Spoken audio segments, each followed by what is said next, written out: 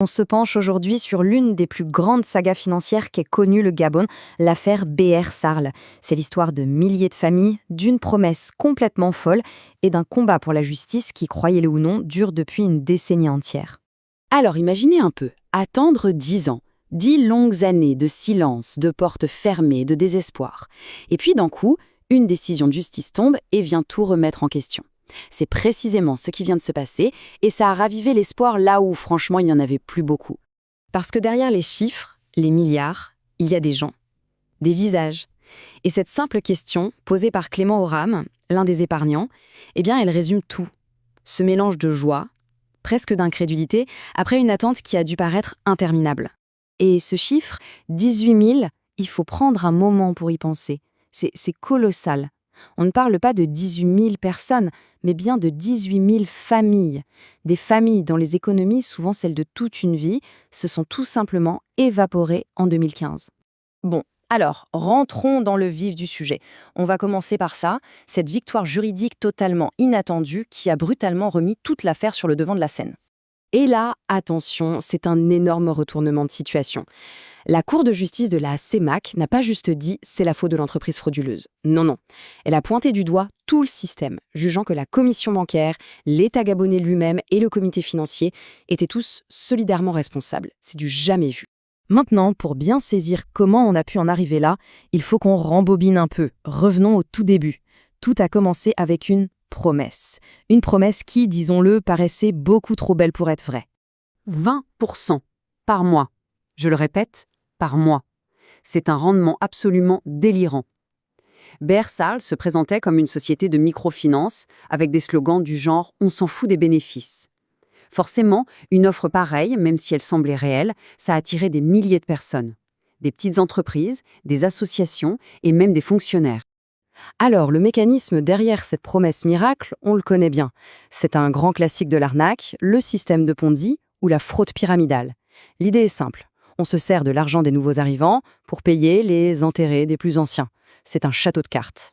Le fonctionnement est simple et redoutable. On appâte les gens avec des promesses folles, on paye les premiers avec l'argent des suivants, ça donne l'illusion que tout marche à merveille, ce qui attire encore plus de monde. Et ça continue, jusqu'au jour où il n'y a plus assez de nouveaux dépôts pour payer les anciens. Et là, c'est la chute. C'est exactement ce qui s'est produit en 2015, quand BR Sarla a fermé boutique du jour au lendemain. Et au centre de toute cette affaire, il y a un homme. Un personnage assez énigmatique dont on ne sait toujours pas vraiment quel a été le rôle. Alors, véritable cerveau ou simple marionnette? Son nom, Yves Mapakou, un ancien pasteur qui était le visage public, le gérant de BR Sarl. Juste après la faillite, il a quitté le Gabon et vit depuis en exil en France. Et c'est de là qu'il a récemment décidé de donner sa version des faits. Et c'est là que ça se complique. On a deux versions complètement opposées. D'un côté, on le décrit comme le grand Manitou de l'arnaque, parti avec la caisse. De l'autre, lui se défend d'être un simple bouc émissaire, un prête-nom utilisé par des gens bien plus puissants que lui, restés dans l'ombre. Sa défense repose sur plusieurs points. Il dit « Attendez, je n'étais que le gérant ». Il va même jusqu'à accuser un ancien directeur de cabinet du président d'être le vrai cerveau, lui demandant d'être son prête-nom juridique. Et pour prouver sa bonne foi, il brandit un document, une ordonnance de non-lieu que la justice gabonaise lui a délivrée en 2015. Sauf que les éléments à charge sont très lourds. D'abord, sa disparition coïncide pile avec l'effondrement du système. Ensuite, on l'accuse d'avoir détourné 32 milliards de francs CFA. Et surtout, il y a ce détail qui change tout. Il avait déjà été condamné par la justice en 2009. Et cette condamnation, légalement, lui interdisait formellement de gérer un établissement financier. Mais en réalité, se concentrer uniquement sur Mapakou, ce serait passer à côté de l'essentiel. Et c'est justement ce que la récente décision de justice a confirmé. Le problème est bien plus large.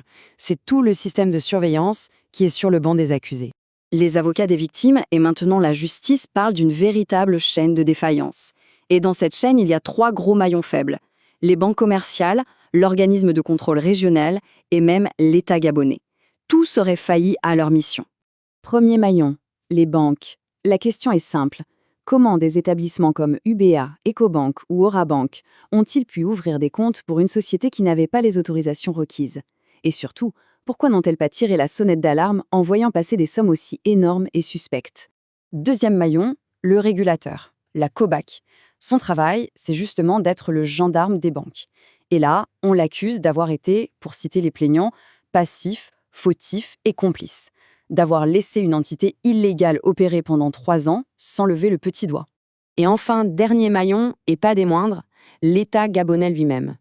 La question est la même, mais à plus grande échelle. Comment une entreprise illégale, dirigée par une personne qui n'en avait pas le droit, a-t-elle pu ouvrir des agences dans tout le pays, faire de la pub partout et collecter l'épargne de 18 000 familles sans que personne au sein des autorités ne réagisse? Tout ça nous amène au combat des victimes.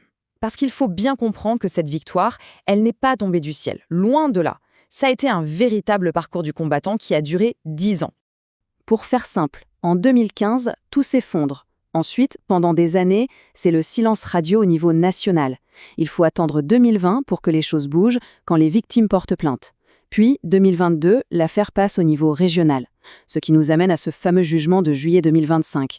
Et attention, ce n'est pas fini. Un autre verdict, cette fois contre les banques, est attendu en décembre. Bon, on a vu le passé, le présent, qu'est-ce qui va se passer maintenant? Après cette première grande victoire, quelles sont les prochaines étapes et surtout, quel est l'enjeu final pour les épargnants? Le chiffre clé à retenir maintenant, c'est celui-ci. 49 milliards de francs CFA, c'est la somme totale que l'association des victimes réclame en dédommagement pour l'argent perdu et le préjudice subi. Une audience finale doit se tenir en novembre 2025 pour fixer le montant exact. Voilà où on en est. Après une décennie de lutte, la justice a enfin reconnu que le système était responsable. C'est une étape immense. Mais la vraie question, celle que tout le monde se pose, reste entière. Est-ce que les 18 000 familles qui ont tout perdu reverront un jour la couleur de leur argent? L'avenir de milliers de Gabonais dépend de la réponse.